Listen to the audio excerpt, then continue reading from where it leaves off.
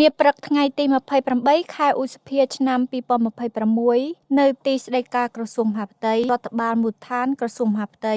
ដឹកនាំដោយលោកគង់ចន្ទថននាយករងសាលាជាតិរដ្ឋបាលមូលដ្ឋានបានទទួលជួបសម្ដែងការគួរសមនិងពិភាក្សាការងារជាមួយប្រតិភូសាកលវិទ្យាល័យវិជ្ជាជីវៈលោហៈធាតុគង់មីងនៃសាធារណរដ្ឋប្រជាមានិតចិនដឹកនាំដោយលោកសាស្ត្រាចារ្យលាវយ៉ាន់ពឹងអនុប្រធានលេខាធិការបកនៃសាកលវិទ្យាល័យវិជ្ជាជីវៈលោហៈធាតុគង់មីងព្រមទាំងមានការអញ្ជើញចូលរួមពីមន្ត្រីពាក់ព័ន្ធនៃអង្គភាពទាំងពីរសរុបចំនួន21រូប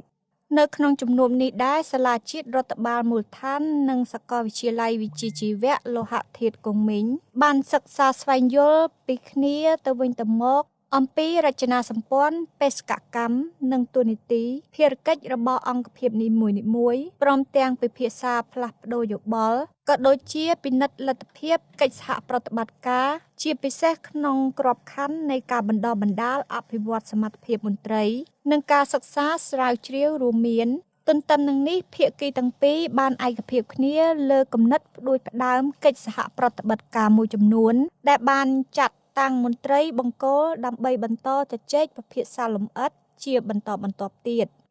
ភាគីទាំងពីរចាប់ទុកជំនួបសម្ដែងការគួរសមនិងពិភាក្សាការងារនេះគឺជាចំហថ្មីមួយទៀតក្នុងការចូលរួមចំណែកពង្រឹងនិងពង្រីកកិច្ចសហប្រតិបត្តិការនិងភាពជាដៃគូរវាងប្រទេសទាំងពីរកម្ពុជាចិនក៏ដូចជាអង្គភាពទាំងពីរសាលាជាតិរដ្ឋបាលមូលដ្ឋានសាកលវិទ្យាល័យវិជ្ជាជីវៈលោហៈធាតុគង់មីងនៃសាធារណរដ្ឋប្រជាមានិតចិនឲ្យកាន់តែរឹងមាំនិងស៊ីជម្រៅ